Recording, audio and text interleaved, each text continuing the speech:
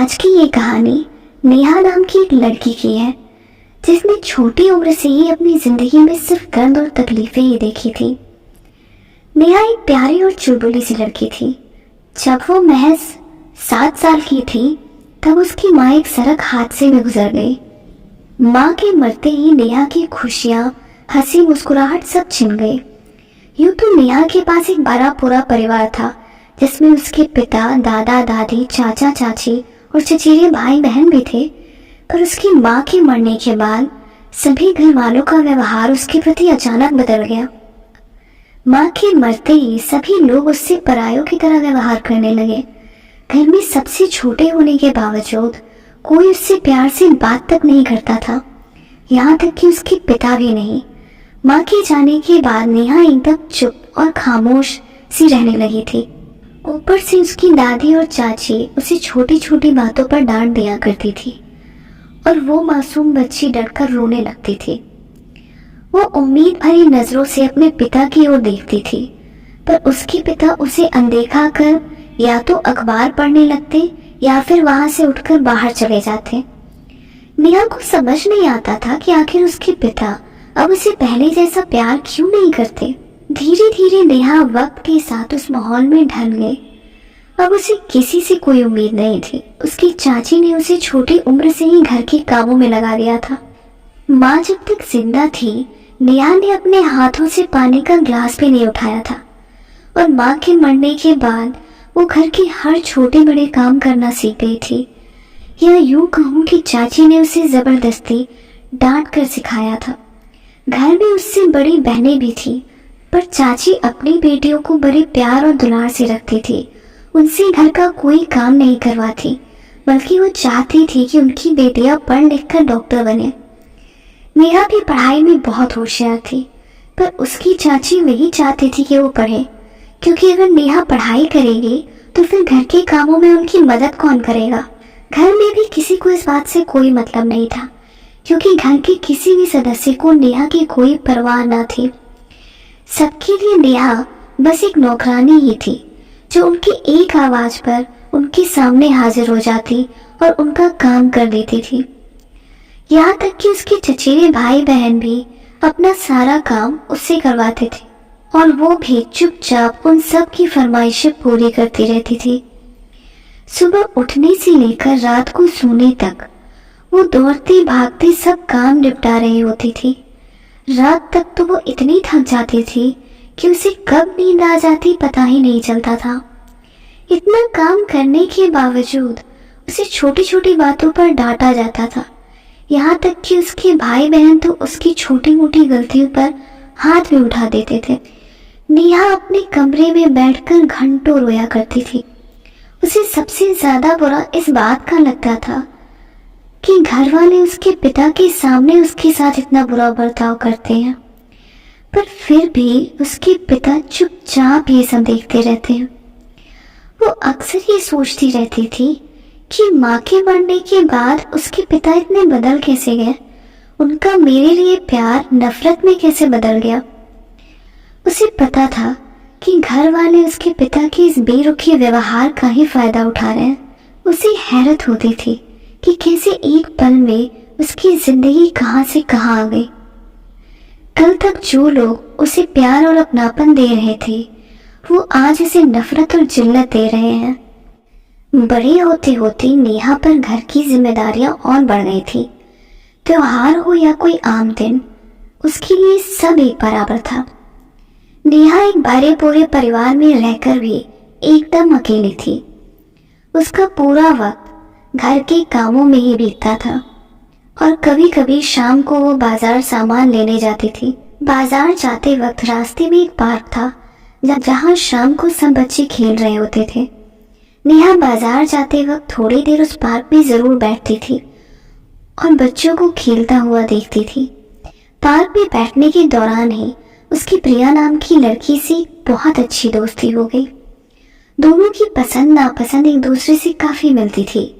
नेहा और प्रिया दोनों को एक दूसरे से बात करना बहुत अच्छा लगता था, पर नेहा प्रिया के साथ ज्यादा देर तक बैठकर बातें नहीं कर सकती थी, क्योंकि उसे घर से ज्यादा देर तक बाहर रहने की इजाजत नहीं थी। प्रिया को हैरत होती थी कि नेहा हर दिन इतनी जल्दी में क्यों रहती है। एक दिन प्रिया ने नेहा को रोकते हुए कहा कि तुम्हें हर दिन घर जाने की इतनी जल्दी क्यों रहती है? क्या तुम्हारी मम्मी तुम्हें ज्यादा देर तक बाहर रहने पर डांटती हैं? प्रिया की बातें सुनकर नेहा की आंखें भर आई और उसने अपने आंसू पोंछते हुए कहा कि डांटने के लिए मेरी मम्मी का जिंदा होना भी जरूरी है। यह कहकर नेहा उठी और अपने घर चली गई। नेहा की बात सुनकर प्रिया चौंक गई। उसे अफसोस हुआ कि उसने जाने अनजाने नेहा का दिल दुखा दिया। अगले एक हफ्ते तक नेहा प्रिया से बिल्कुल भी नहीं मिली। प्रिया रोज पार्क में नेहा का इंतजार करती थी, पर नेहा उस दिन के बाद से पार्क में आई ही नहीं। प्रिया को लगा कि नेहा को जरूर उसकी बात बुरी लग गई है। एक हफ्ते बाद जब नेहा सामान लेने जा रही थी तो प्रिया की नजर उस पर पड़ गई। वो दौड़ते हुए नेहा के पास गई और उसने नेहा से जाकर माफी मांगी। नेहा ने प्रिया से कहा कि उसे प्रिया की कोई बात बुरी नहीं लगी है। तब प्रिया ने नेहा से पूछा कि आखिर वो एक हफ्ते से पार्क क्यों नहीं आ रही थी। इस पर नेहा ने कहा कि मेरी तबीयत ठीक नहीं थी। प्रिया को उसकी बातों पर जरा सा भी यकीन नहीं हुआ। प्रिया की नजर नेहा के हाथ और गले पर गई।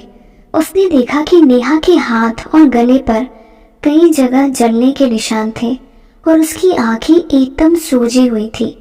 ऐसा लग रहा था जैसे वो बहुत रोई हो। प्रिया का मन हुआ कि वो नेहा से इस बारे में पूछे, पर उसकी हिम्मत नहीं हुई। उसे लगा कि कहीं उसकी बातों से नेहा का दिल ना दुखे। दोनों ने थोड़ी देर इधर उधर की बातें की, फिर रोज की तरह नेहा घर जल्दी चली गई। कुछ दिनों बाद प्रिया का जन्मदिन था। प्रिया अपने बाकी दोस्तों की तरह नेहा को भी अपने जन्मदिन की पार्टी में घर बुलाना चाहती थी। अगले दिन शाम को जब वो नेहा से मिली तो उसने उसे अपने घर आने का निमंत्रण दिया। नेहा ने प्रिया के घर जाने से साफ इनकार कर दिया। प्रिया ने जब नेहा से इसका कारण पूछा तो नेहा ने कहा कि उसे उसके घर वाले कभी इजाजत नहीं देंगे। प्रिया ने नेहा से कहा, अगर तुम कहो तो मैं खुद तुम्हारे घर आकर तुम्हारे परिवार से मेरे घर चलने की इजाजत ले लूं। इस पर नेहा ने डरते हुए कहा कि नहीं, ऐसा गलती से भी मत करना, वरना घर वाले मेरा घर से बाहर निकलना एकदम बंद कर देंगे।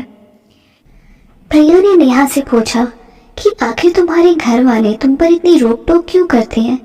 इस पर नेहा ने कहा कि भला नौकरों को उनकी मनमर्जी करने का हक कौन देता है। प्रिया नेहा की बात सुनकर थोड़ी देर के लिए चुप हो गई। फिर उसने नेहा से पूछा कि तुम्हारे हाथ और गले पर ये निशान कैसे है। तब नेहा ने कहा कि खाना बनाते वक्त गलती से गर्म तेल के छींटे मेरे ऊपर गिर गए थे, जिससे मेरे हाथ और गले पर ये निशान आ गया। प्रिया ने नेहा से पूछा कि क्या तुम्हारी सौतेली माँ तुमसे घर के सारे काम करवाती है। इस पर नेहा ने कहा कि नहीं, मेरी कोई सौतेली माँ नहीं है, घर के काम तो मुझसे मेरी दादी और चाची करवाती हैं। यह कहकर नेहा ने प्रिया को अपनी पूरी आप बीती सुना दी। पूरी बात सुनने के बाद प्रिया ने नेहा से कहा, आखिर तुम इतनी छोटी उम्र से ये सब क्यों सह रही हो? तुम अपने पापा को बताती क्यों नहीं कि घर वाले तुम्हारे साथ इतना बुरा व्यवहार कर रहे हैं? प्रिया की बात सुनकर नेहा थोड़ी देर के लिए चुप हो गई। फिर अपने आंसू छुपाते हुए बोली कि तुम्हें पता है, अगर किसी बच्चे के पिता मर जाए ना, तो एक माँ अकेले उस बच्चे को माता पिता दोनों का प्यार दे सकती है, लेकिन वहीं अगर किसी बच्चे की माँ मर जाए तो माँ बनना तो दूर, पिता तो ढंग से पिता भी नहीं बन पाता। और मैं उन बदनसीबों में से हूँ जिसकी माँ उसे बचपन में ही छोड़कर चली गई। कहने को मेरे पिता जिंदा तो हैं, मगर उनका होना ना होना मेरे लिए एक बराबर ही है। घर वाले मेरे पिता के सामने भी मेरे साथ बुरा व्यवहार करते हैं और वो चुपचाप ये सब देख रहे होते हैं। सच कहूँ तो माँ के मरने के बाद ही मैं अनाथ हो गई थी। ये दुनिया जिन खून के रिश्तों की दुहाई देती है ना, उन खून के रिश्तों ने ही मुझे खून के आंसू रुलाए हैं।